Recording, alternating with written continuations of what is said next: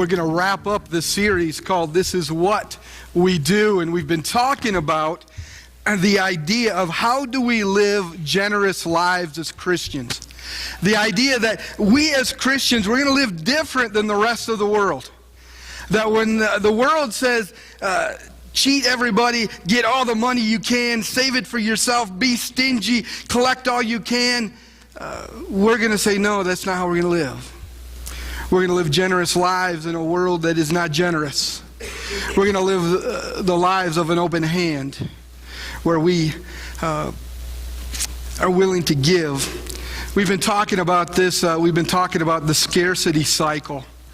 And scarcity cycle starts in the mind, not in the wallet. But it's kind of like this. We get what we get, and God supplies, right? He gives us the health to work. He gives all these things, and He gives it, and then we consume it. We consume it all. And then when we consume it, when we've gone through it, then we begin to lack. And because we lack, we begin to fear. And then the cycle starts all over again.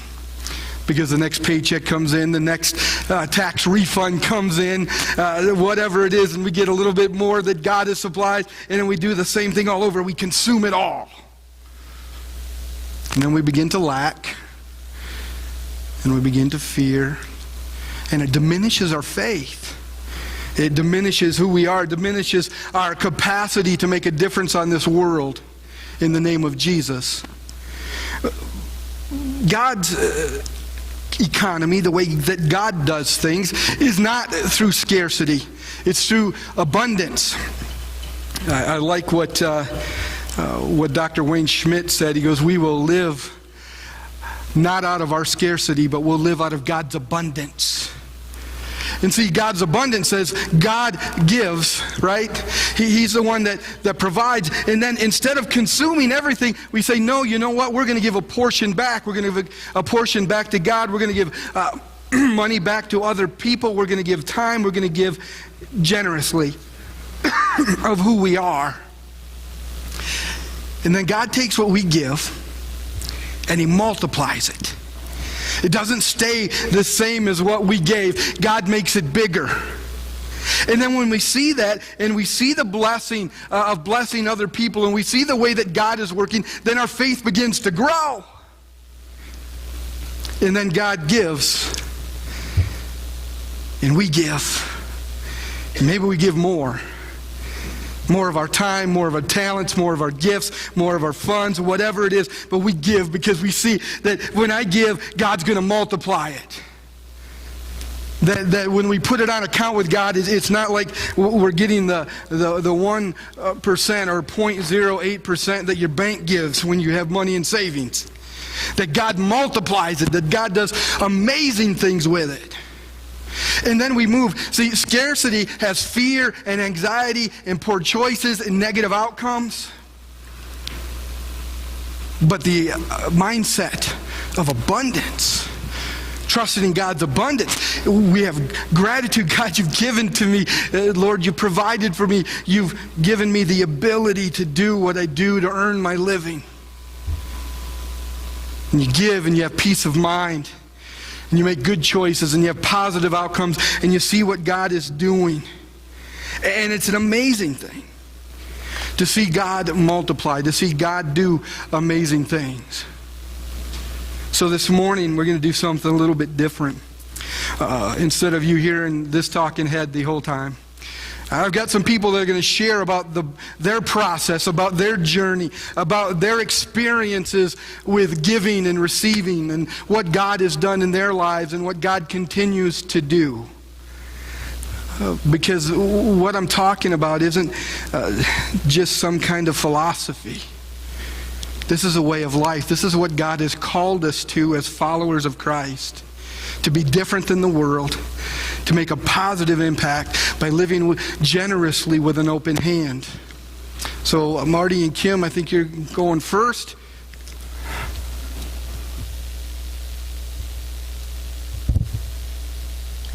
Good morning. It's a privilege to be here and to be able to share my testimony about God working in my life. And this, for me, started from a very young age.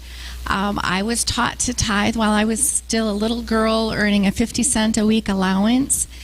And I would bring my nickel to the Sunday school offering every week. And now, looking back, I realize 5 cents a week doesn't do a whole lot for the kingdom, perhaps, but 5 cents a week did a lot in my heart. And so for those of you who are parents of small children, if you're giving them an allowance, if they earn money for doing chores around the house, I would really strongly encourage you to teach them the concept of tithing and trusting God, because that was beginning for me.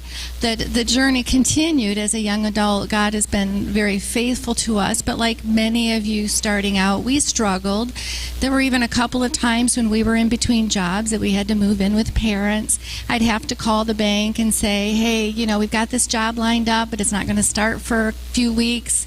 Can we, just defer the payment? And they were very gracious about that. So we struggled too, like many, but we continued to trust in the Lord as the best as we could. But God decided He was going to teach us some really big lessons, and we were pastoring a small church in Scottville. Our kids, Ben, was probably a year old, and Esther 3, when Marty felt called to go back to school and get his graduate degrees at Michigan State. And so it was time for us to leave our church. The new pastor was coming August 1st, and the classes for Marty didn't start till the 1st of September. We were in student housing. We had that covered. He had work study and financial aid lined up, but that didn't start till the 1st of September. And people would say to us, what are you going to do? And we'd say, we don't know, but we're trusting God because He has called us to this, and we cannot not do this. So we went to our little tiny apartment in student housing, and we had food in the cupboard.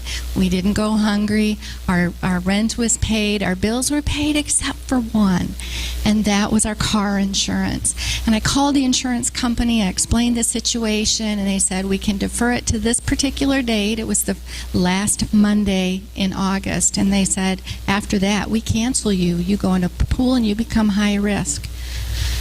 Okay, Lord, I don't know what to do. And we just began to pray. And I confess to being a little fearful, but I just kept praying and trusting the Lord. And I think one of the hardest lessons for me was that I took a lot of pride in being able to pay my bills or working things through to make it, to keep our reputation. And this was really humbling for me, really humiliating, as it were. And I kept saying, but Lord, this doesn't honor you. If I'm not paying my bills, I don't get this. Anyway, we kept praying. And then the weekend before that was due, my uncle lives up in Ludington, and he asked Marty if he could come and help him work a booth at the Mason County Fairgrounds for the weekend. And we thought, why not? We got nothing else to do. Class hasn't started yet. So we went there and spent the weekend, and Marty helped Uncle Gene out. And at the end of the day, Sunday night, Uncle Gene handed Marty a check, not knowing our need, and it was the exact amount of our car insurance. And so we took it home that Sunday night, and Monday morning, we couldn't mail our check. It would have been too late. So we were within driving distance. We drove right to the headquarters of our car insurance company, and we handed them the check and told them our story, and we just continued to praise God for that. And through that time, being in Michigan State, I just began to see miraculous ways that God has provided for us. One of the scriptures that I clung to during that time was written by King David, Psalm 37:25. I was young, and now I am old, yet I have never seen the righteous forsaken, or their children begging bread. That part really helped me when we were raising our family there, and He's continued to bless our family. And He's just an amazing God. Thank you. Well, I want to take my time this morning to kind of give LCC a report card because I'm volunteer staff here working with Pastor Dave, and I head up the finance team that oversees the finances for Lakeview Community Church, and God is providing great people to work in this capacity. But over the years that I've been doing this, I have just been able to witness God's working on behalf of our people, blessing you, and you folks being faithful to what God has called you to do and asked you to do. And He not only provides for our church, but He provides through you outreaches to folks that are in need, not only just in terms of finances, but things like furniture and appliances, and you have the gift away, and just so many things that happen as God lays it upon your heart. You are so very, very faithful in being able to supply that need. Pastor Dave and I have both been a part of church ministries before that operated out of a scarcity mindset. They would get really worried and upset that their finances were close, and so they were worried about being able to pay the bills, and they would a lot of time of leadership was taken up in trying to parse out the nickels to make sure that it all happens, and when great ministry opportunities would come up, they weren't able to answer that because it was always so difficult for them. And that is so not what happens here at LCC. I just got to tell you, this is amazing.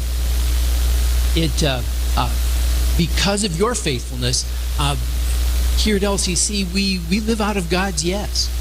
When there is a need, we take it to the finance team, we take it to the lead team, and without exception, it's always been, well, sure, yeah, we can do that. And it's not us doing it, it's God doing that. And it's been this way for, all the time that LCC has been going. And I got to tell a story on Pastor Dave. We were out in the entryway, and he came up to me, and he told me about this need that was in the community, and I even forget what it was, but it was fairly substantial. And he just shared with me how God had miraculously, through His people, answered that need. LCC could stand in the gap, and we could give God glory and praise because He was providing for someone's need because you guys are faithful.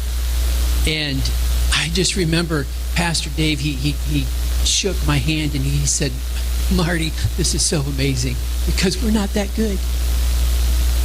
We're just not that good. That's kind of, I think, our staff motto. If you ever hear Pastor Dave say, we're not that good, I don't want you to think that wrong, because actually what we're saying is God is that good. God is that good. Isn't that right, Pastor Ben? It's all about God. And He is faithful through you to answer the needs of this community and the needs of this church. It's just amazing. I want to thank you for your faithfulness. I want to encourage you to, as Pastor Dave says, do this with a glad and happy heart. Do it with a glad and happy heart. This is amazing. This church is great. You're great. God is great. And we're just not that good, are we? I love it.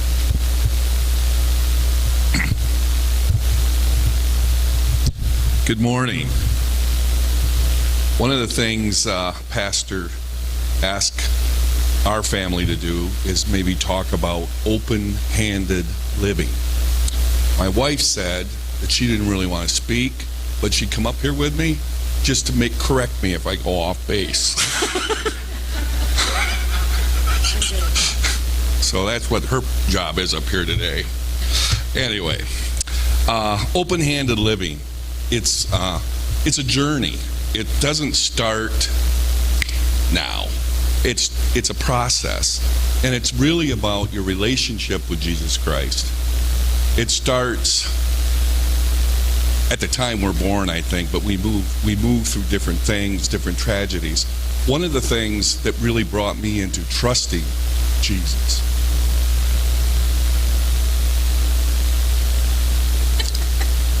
I lost my brother.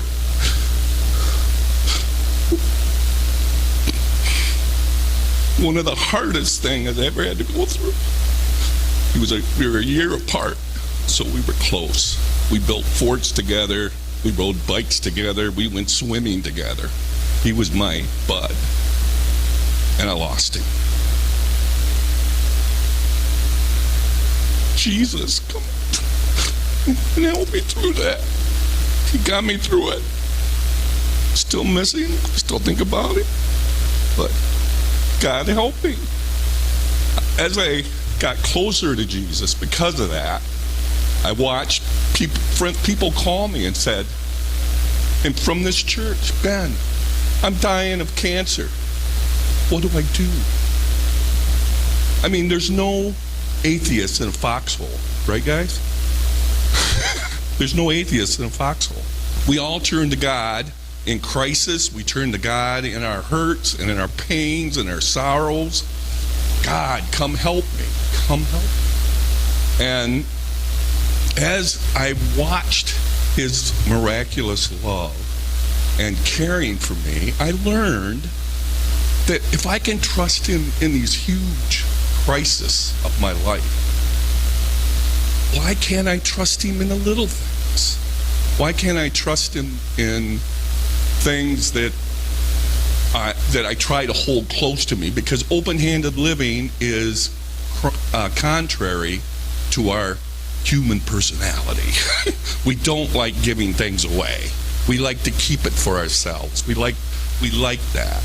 But because of all those things in my life and Christ being in it, I learned, and our family learned, and we taught our family that open-handed living is really the biggest abundant blessing that you can have. One of the things that happened in our life early on when we were moving through life with a family and young kids is Karen needed another car. She was traveling around with a car with two little kids in them up in Morley, Michigan on side roads with snow and blowing with a lot of miles on her car. And so we got another car, not a new one, but we got another car, less miles and stuff, and we had this car with a few miles on it. And we were trusting Jesus for a lot of things in our life and moving forward. And I come home and I said, Karen, I see a need in our church. I see a need. There's a person in our church that needs something, that needs this vehicle. And the minute I said it, Karen said, of course she's there to correct me, she goes, I agree with you. I feel that too. I think we're right. We need to do this. So we donated this vehicle to an individual.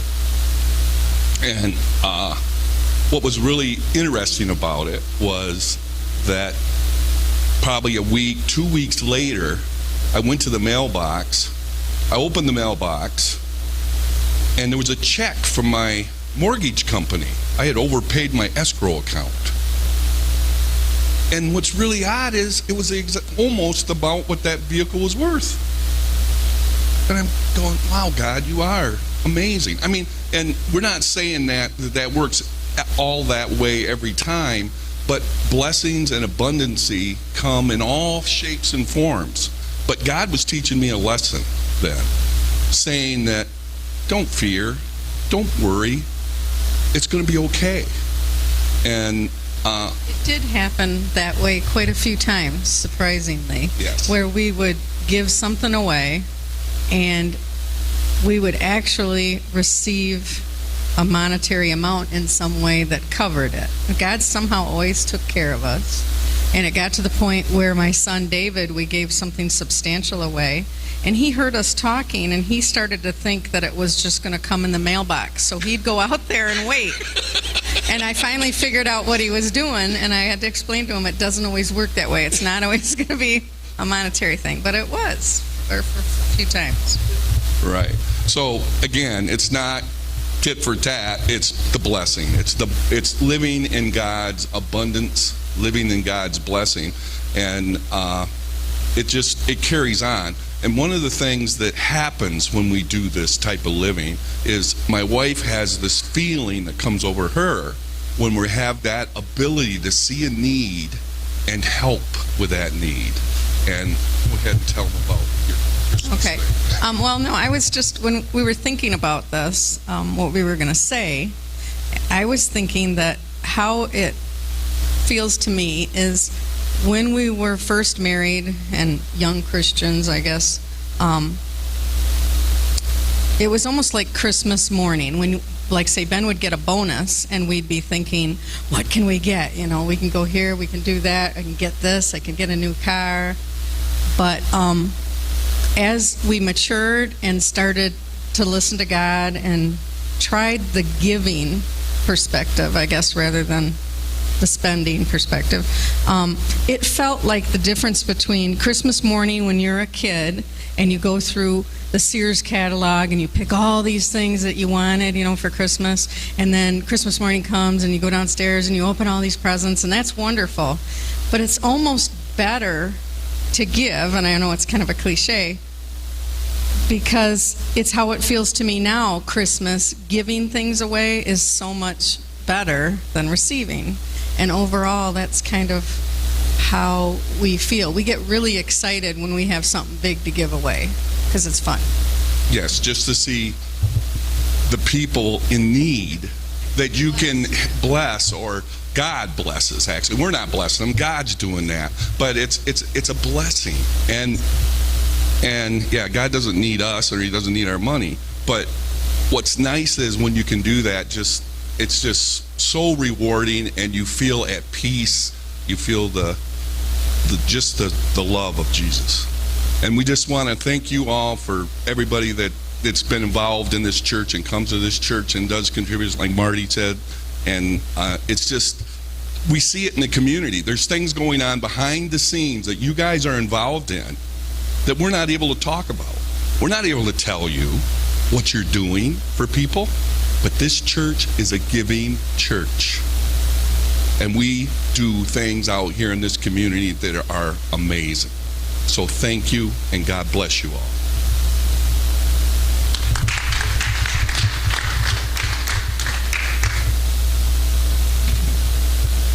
That waiting by the mailbox is pretty tough to beat that one. That was a pretty good story. But I have a story of my journey, and I started out as a small child, really small, probably 5 years old, I'm guessing.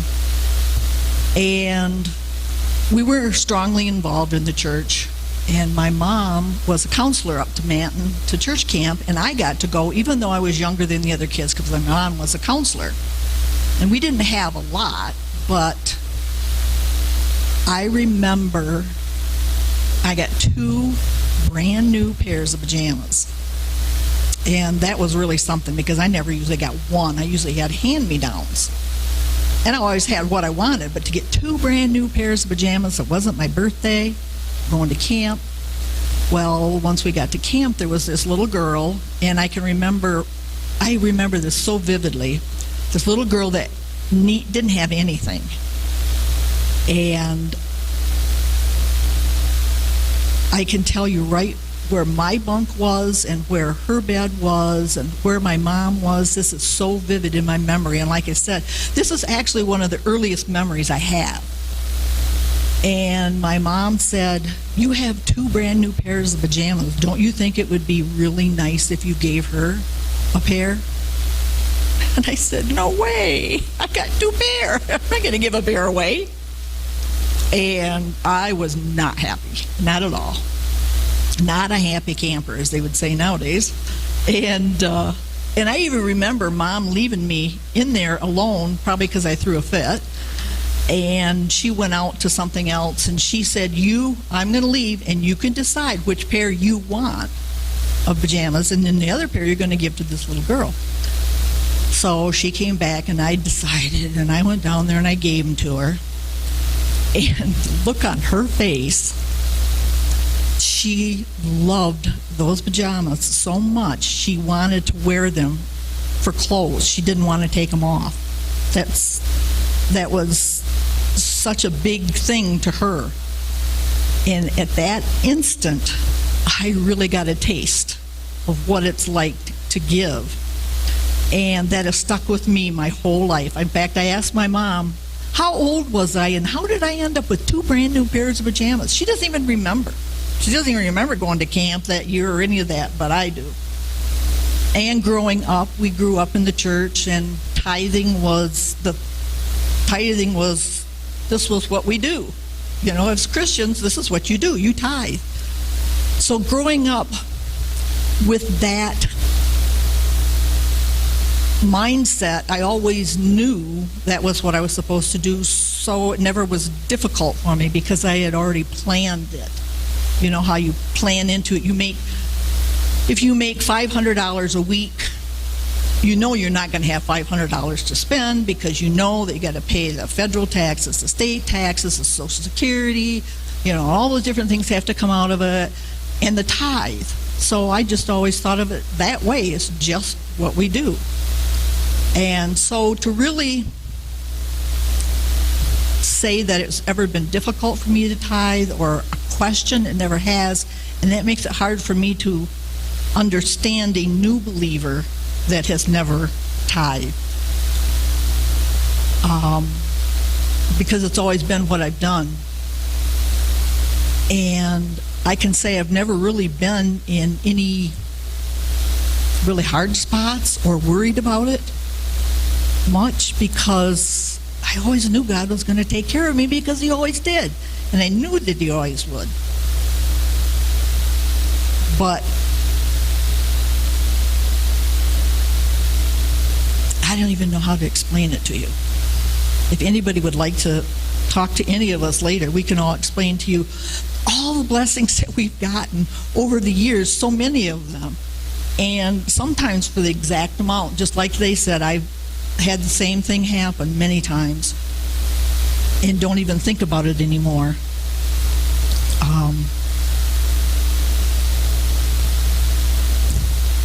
But one of the things that I've not really done much of is sacrificial giving. Not what I consider a sacrifice. We are all so blessed. Everybody that's here is blessed way beyond what so many other people are. And to give sacrificially, boy, I'd have to give a lot. And we're not really sure I'm ready to do that. Now, I can make a sacrifice. You know, I can make a sacrifice and say, oh, instead of getting this new iPhone, I'll do something good for someone else. You know, that's a sacrifice. But that's still not giving sacrificially because I would have to give everything away and trust the Lord to provide. I'm long, long ways away from that. But it is a journey. You start out with a pair of pajamas when you're 2 years old, or you start out waiting at the mailbox. Some of you didn't have that experience, so it didn't become part of who you really are, but it can be.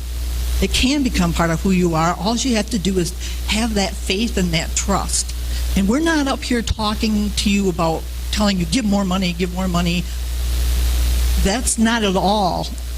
It's when we tithe, we obey the Lord. And when we obey the Lord, He blesses us beyond anything we could ever ask for, hope for, or imagine. And so we're trying to share with you some of the blessings that we have come upon so that you can share in that too. One of the things that Pastor Dave said in the first service, just before service, was he said, We gave away 22 bikes last year. Let's make it 25 this year. Well, let me back up a minute. I did the same thing this first service. I wanted to tell the other story about the church, because these people sitting back here remember very well. I remember where I was sitting out, and we were talking about what are we going to do. You know, we've rented this building. We really want to buy this building. But it was at least twice as much than we could really afford to pay, or twice as much as we thought we should pay, being good stewards of your money and God's money. And so we began to, we were talking about it, and there's just no way she's ever going to come down. We didn't have a whole lot of faith, did we? We all just sat there, and so what do? We start talking about building a place. Where would we build it? How much would it cost? Then we actually went down and looked at Bollinger's downtown to see if we could relocate down there and buy that building, because there was no way we were ever going to be able to buy this building. But it just took probably 2 years, I think, after we had those conversations, at the most. And things changed in the owner's life, and we kept praying, and things changed in her life, and the economy changed, and everything worked out. So we were able to buy this building. That was having faith, even though our faith faltered a little bit there for a while. And if anybody should have known better, we should have. Shouldn't we? It's what? Theoretically, exactly. We should have trusted the Lord and known that He would make it. And we did, but yeah, we were still had this backup plan, you know. But talking about giving sacrificially, which I don't know that I could even comprehend what that would be, but when Pastor Dave said, let's try for 25 bikes. Well, I know some of you here have bought bikes every year, and Jim, some of you knew my husband Jim, who I miss terribly today, especially. He was a very generous man as well, but we always took pride in being able to, because we were able to. We bought a bike, you know, for up here, and it was always something we had planned on doing, and always something that we did. And this morning when he was talking about, let's do 25 bikes, I thought, no, let's do 50 bikes. We can do it. We can do it. I know we can do it. I'm definitely going to give 2 bikes this year, because I can. Just because I can. And I'm going to try to give more, because then there's so many different ways you can do that. When we give these bikes to the church, that enables us to give them to this whole community. Everybody's getting blessed. I get blessed because I get to give, because I love to give. The church gets blessed because we're giving. And then the whole community gets blessed. And it's a win-win for everybody. But I know everybody in here can't do that. But I bet you could make a pretty good try at it. If you can't do that, even a bag of candy. If you can, some of you, that's going to be tough for, and I understand that. But just to be able to have that, the ability to give something open-handedly, the blessing that comes back to you is multiplied so many times. And one way I'm going to probably do this is I'm going to go home and I'm going to think about, I'm going to plan this strategically. I'm going to say, let's see, I'll take back my pop cans, which is probably $50 because I've been shoving them back there all winter long. Maybe cut back on the Diet Coke. Don't buy an extra thing of Diet Coke. We have 5 weeks before Easter. 5 weeks to plan on what can we give this year. And I'm going to challenge you. I think this church can give 50 bikes. I sure am going to be praying for it. I'm sure going to be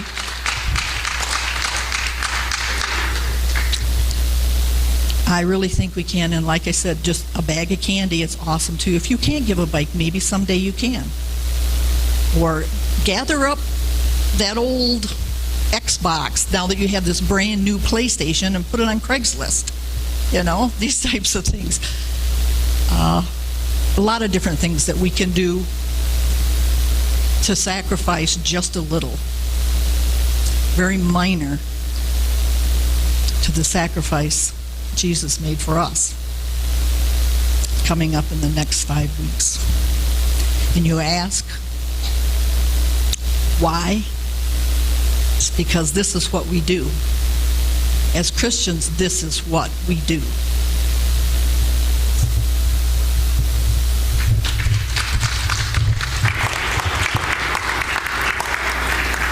Thank you. I appreciate everyone coming up to share. Just to give a little highlight of what Ginger was talking about, the amount of money that this building was quoted to me when I first asked about it before, when we were still in the school, in the purchase price was just $10,000 difference from being $500,000 difference. We paid about $500,000 less than it was originally told us that it was going to cost. That is a God thing. That's not a human thing. That's a God thing. And so we are thankful for that. So we've been talking about living with an open hand, living a life of generosity. You see, scarcity and living in that mindset, scarcity asks, what can I afford? What will it cost? Can I fit it in? But abundance asks not what I can afford, and it's not about being rich, and it's not about having all of those things, but it looks and says, what do I have? What do I have that I can give towards God's kingdom? What do I have that I can help my neighbor with? What do I have that I can bless somebody with? What do you have? You have your time and you have some talent, and maybe it's some of your treasure, but you have these things, and living in abundance is, what do I have? What has God blessed me with that now I can bless others with? You see, it's this whole idea about trusting God. And it's trusting God even when it doesn't make sense and we don't know what to do. A real quick story, another example of when I was on the receiving end of open hand giving. Marty had talked about being involved in ministries where things were always tight, and it was kind of a mindset of scarcity. We always thought we would not have enough, and true enough, we never did. And so every 4 years, back then our denomination had this great big youth convention, and I would take kids, and so this year we were taking teens, about 20 teens, down to Indianapolis for a big youth convention. Going to be like 10,000 teens there. It's going to be awesome. And through the fundraising that we did through the youth group and stuff, it paid for Sarah and I to go, and for our room and all of that, but we had to pay out of pocket for our own food costs. Well, sometimes what would happen in the church we were at is, especially around Christmas time, I don't know if it's because people were buying gifts for others, but it seemed like the giving was fairly low at Christmas time. We didn't get our paycheck before we had to go down to this youth convention, so we didn't really have any money to buy food with. So we're like, I don't know what we're going to do, but we're just going to trust God. We're going to go. It's part of the job, right? It's not like going to go, oh, you guys, we just paid like $8,000 through fundraising to go to this thing. It's not like we're not going to go. So we go. And somehow I'm talking with another youth pastor. I'd known him since he was in high school, and he's a youth pastor of a large church. About, I think 2,600 people attended that church. And so his youth group was bigger than the church I was a youth pastor at. And we're just talking. He's like, hey, go out with us. We're going to go out and eat and do all this stuff. And I'm like, I think how he got this. And I'm like, I'm sorry, Nate, I can't really go. I can't afford to do that. And I explained to him how we didn't get paid. And because I didn't want him to think I'm just blowing him off, right? I've known him a long time. I don't want him to think I'm just, I'm not going to go out to eat with him. So I just kind of shared. Nate went back to his youth group to his teenagers and said, hey, I got a youth pastor buddy, he's here. For some reason, didn't get his paycheck this week, and they don't really have any money for food. And that youth group, this is humbling, this youth group took up an offering for us. And then they gave us enough for our food. They gave us more than that, abundantly more than that. Teenagers, now you got to think about this, teenagers. Right? They had a certain amount of money they took for food, and they wanted to buy some souvenirs or whatever, and they had this money, and they gave it. And it blessed us. They were living open-handedly. Nate was living open-handedly. And we were blessed by it. You see, when we move from this idea of self-centeredness and it's all about me and it's only this to an idea of open hand, God, let me use what you've provided me with in a way to be a blessing to other people. You shine like stars in the darkness. In a world that is very, very stingy, being generous represents Jesus well. And so that's what we've been talking about. This is what we do. You notice there's a plus and then there's a multiplication sign. We give. God multiplies. He multiplies. Not necessarily for our benefit, but he multiplies for the kingdom. And it makes a difference in the world. And people look at us and say, why in the world, how in the world do you live like that? And you say, I live like I trust Jesus. And God's economy is different than this world. And there's something winsome about that. There's something appealing about that. And it helps us to share with people about the Jesus that we love and the Jesus that we know. So I encourage you to live an open-handed life, to live a generous life. And it only comes through trusting God. Saying, Jesus, I trust you with all my life. All my mind, all my heart, all my soul, all my strength. I trust you. We're going to close this morning with a song by Rush of Fools called Lay Me Down. And it's this whole idea of we lay ourselves down, we sacrifice, we give ourselves to God. Check this out.